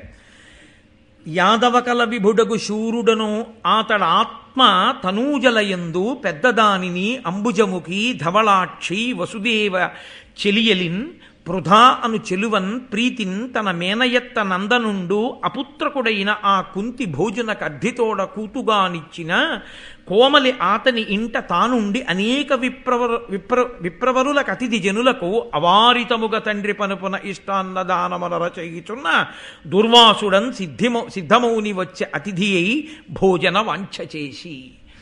ఒకానొకప్పుడు యాదవ వంశంలో జనించినటువంటి వాడు రాజు, శూరుడు అనబడేటటువంటి రాజు, తనకి పుట్టినటువంటి కుమార్తెలలో పెద్ద కుమార్తె, ఆమె పేరు పృథ. పృథ అనబడేటటువంటి ఆ కుమార్తె, ఆమె యొక్క అన్నగారే వసుదేవుడు. ఆ వసుదేవుని యొక్క కుమారుడే కృష్ణ భగవానుడు. అందుకే కృష్ణుడికి మేనత్త కుంతి. ఈ పృథ అనబడేటటువంటి పెద్ద కూతుర్ని తన మేనత్త కొడుకైనటువంటి వాడు, అపుత్రకుడు అంటే పిల్లలు లేనటువంటి వాడు కుంతిభోజుడు అనేటటువంటి వాడు, అయ్యో నాకు సంతానం లేదని బాధపడుతుంటే ఈ శూరుడు తనకి పుట్టినటువంటి ఆడపిల్లలలో పెద్దదైనటువంటి పృథని దత్తత ఇచ్చాడు. నువ్వు తీసుకుని ఈ పిల్లని మీ ఇంట ఉంచుకోవయా, ఈ పిల్ల నిన్ను తరింపచేస్తుంది అన్నాడు. లోకంలో ఈశ్వరుడు ఏది ఎందుకు చేస్తాడో తెలియదు. పిల్లలు లేనివాడు ఆయన ఆడపిల్లని తెచ్చుకొని ఆ ఆడపిల్లని పెంచుతున్నాడు.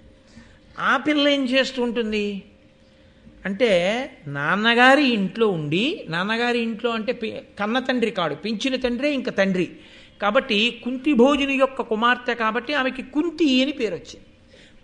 కుంతి అన్న పేరే తర్వాత ఎక్కువ వాడారు పృథ అన్న పేరు కన్నా. ఇప్పుడు ఈ కుంతి ఇంటికి వచ్చినటువంటి బ్రాహ్మణులందరికీ, అతిథులందరికీ సపర్య చేసి మర్యాద చేసి వాళ్ళందరికీ కూడా చక్కగా భోజనం పెట్టి వాళ్ళు కడుపు నిండా తిని సంతోషంగా వెళ్ళే వరకు ఆవిడ సపర్య చేస్తుండేది. అంటే ఇది యథార్థమునకి ఏమిటి అంటే తల్లి కుమార్తెకి నేర్పవలసినటువంటి లక్షణం. ఎందుకంటే ఇంటి అభ్యున్నతి దేనివల్ల ఉంటుంది అంటే ఇంటికి వచ్చినటువంటి మహాత్ములు సంతృప్తి చెంది వెళ్ళడం మీదే ఉంటుంది. వాళ్ళు ఇంటికి వచ్చినప్పుడు కాస్త గ్లాసులు పాలు ఇవ్వడము, అయ్యా ఏ స్నానం చేస్తారా అని అడగడము, లేకపోతే ఏమన్నా మీరు సంధ్యావందనం వేళ అయింది సంధ్యావందనం చేసుకుంటారా, మీకు ఓ అర్ఘ్యపాత్ర ఓ ఆచమన పాత్ర అక్కడ పెట్టనా అని అడగడము, కాస్త చెయ్యడం ఆడపిల్లకి నేర్పకపోతే ఆ ఆడపిల్ల రేపు పొద్దున్న తన మెట్టినింటిని తను పుట్టినింటిని ఉద్ధరించుకోవడం చేతకానిదైపోతుంది. కాబట్టి తల్లి ఆ ధార్మిక మార్గాన్ని కూతురికి నేర్పుతుంది, దగ్గరుండి సేవ చేయిస్తుంది. కానీ విచిత్రం ఏమిటంటే ఒకానొక రోజున కుంతిభోజుడింటికి దుర్వాసో మహర్షి వచ్చారు. దుర్వాసో మహర్షి శివాంశ సంభూతుడు, సామాన్యుడు కాడు, త్రికాలవేది, భూత భవిష్యత్ వర్తమాన కాలములు తెలుసున్నవాడు, మహానుభావుడు, ఎంత కోపం ఉన్నవాడో అంత వరప్రదాత. కాబట్టి ఆయన వచ్చాడు. ఇప్పుడు ఆయన వచ్చాడు అంటే ఆయనని జాగ్రత్తగా చూసుకోగలిగినటువంటి వారిని అక్కడ పెట్టాలి.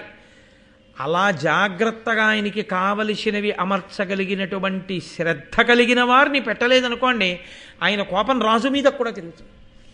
కాబట్టి ఇప్పుడు చిత్రం ఏమిటంటే కుంతిభోజుడు ఆ విషయంలో తన రాణుల్ని కూడా నియమించలేదు, ఎవరిని నియమించలేదు.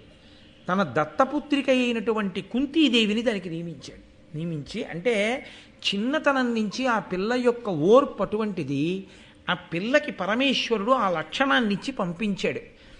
ఆ పిల్లకి ఈ సేవించడం వల్ల కలిగేటటువంటి అదృష్టం ఏదుందో దాన్ని పొందడమే మహాభారతాన్ని ఒక మలుపు తిప్పేసింది కథ. కాబట్టి ఇప్పుడు కుంతి ఆ వచ్చినటువంటి దుర్వాసో మహర్షి యొక్క ఆతిథ్యాన్నంతటినీ కూడా జాగ్రత్తగా నిర్వహణ చేసింది. ఇప్పుడు ఆమె చేసిన సపర్యల చేత ప్రీతి చెందినటువంటి మహర్షి ఆవిడతో అన్నాడు, నేను ఎంతో సంతోషించానమ్మా, నీకు ఏదైనా ఒక వరం ఇస్తాను, కోరుకోమన్నాడు. ఆవిడ చిన్నపిల్ల ఊరుకుంది. ఆయన అన్నాడు, నేనే నీకు కృప చేస్తున్నాను, ఒక మంత్రాన్ని ఉపదేశం చేస్తున్నాను, ఈ మంత్రోపదేశం పుచ్చుకో. దుర్వాసో మహర్షి అనుగ్రహించి ఇచ్చిన తరువాత ఆ మంత్రాన్ని పుచ్చుకోకుండా ఉండొచ్చా? ఉండకూడదు. అందుకని ఆవిడ మంత్రం పుచ్చుకుంది. ఆయన అన్నాడు, నువ్వు ఎప్పుడైనా ఎవరి వంకైనా చూసి నువ్వు వారి పట్ల ప్రీతి చెందితే ఈ మంత్రంతో ఉపాసన చేస్తే ఎవరిని ఉపాసన చేశావో వాళ్ళు వచ్చి నీకు బిడ్డల్ని ఇస్తారన్నాడు. ఇది కన్నెపిల్లకి ఎందుకండి ఆ మంత్రం? ఆ పాటి తెలియనివాడా దుర్వాసో మహర్షి?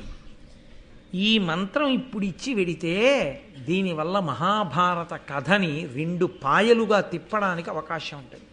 నేను మీతో మనవి చేశాను కదా, ప్రతి కదలిక యందు కనపడేది ఒకటి, కనపడకుండా వెనక నడిపించేటటువంటి పరాశక్తి ఒకరు. కాబట్టి ఇప్పుడు ఏమైందంటే ఆయన మంత్రం ఇచ్చాడు, ఆవిడ స్వీకరించాడు. ఇప్పుడు మంత్రానికి ఒక పెద్ద లక్షణం ఒకటి ఉంటుంది, అది మననాత్ త్రాయతే ఇది మంత్ర. ఆ మంత్రాన్ని స్మరిస్తుంటే అది రక్షణ చేస్తుంది. మీరు ఎప్పుడైనా ఈ మంత్రము యొక్క అనుగ్రహం చేత ఆ మంత్రాధిష్టాన దేవత ప్రసన్నమై కనపడ్డారనుకోండి, వాళ్ళకో లక్షణం ఉంటుంది, వాళ్ళు ఉత్తినే వెళ్ళిపోరు, వాళ్ళు ఏదో ఒకటి ఇవ్వకుండా వెళ్ళరు, వాళ్ళకి అదో లక్షణం దేవతలకి. మీరు మొండికేసి ఏమీ పుచ్చుకోలేదనుకోండి, ఆ మంత్రం చదివిన వాళ్ళని ఆ మంత్రం ఇచ్చిన గురువు గారిని ఇద్దరినీ శపించి పెడతారు. ఏదో ఒకటి ఇవ్వాలిగా, ఇది పుచ్చుకోలేదు కాబట్టి ఇచ్చిన వాడిని పుచ్చుకున్న వాడిని ఇద్దరిని శపిస్తారు. ఇప్పుడు ఈ పిల్ల ఏమిటో మంత్రం ఇచ్చాడు, ఎవరిని చూసి నమస్కారం చేసి ఈ మంత్రం చెప్పినా వాళ్ళు వచ్చి పిల్లల్ని ఇస్తారన్నాడు, ఏమి చమత్కారం అనుకుంది, ఊరుకుంది పాపం. అయిపోయి ఇలాంటి ప్రయోగాలు మనం ఎందుకు చేయాలి, లేనిపోని ప్రమాదం అని ఊరుకుంది. కొంతకాలం అయిపోయిన తర్వాత ఆ పిల్ల ఒకరోజు ప్రాతకాలంలో గంగానదిలో స్నానం చేయడం కోసం వెళ్ళింది, ఒక్కతే వెళ్ళింది. ఇప్పుడు ఆ అమ్మాయికి చిన్న ధైర్యం వచ్చింది, నా పక్కన ఎవరు లేరు, ఇంకా నగరంలో వాళ్ళు కూడా ఎవరూ మేల్కొని ఇక్కడ లేరు. సూర్యోదయం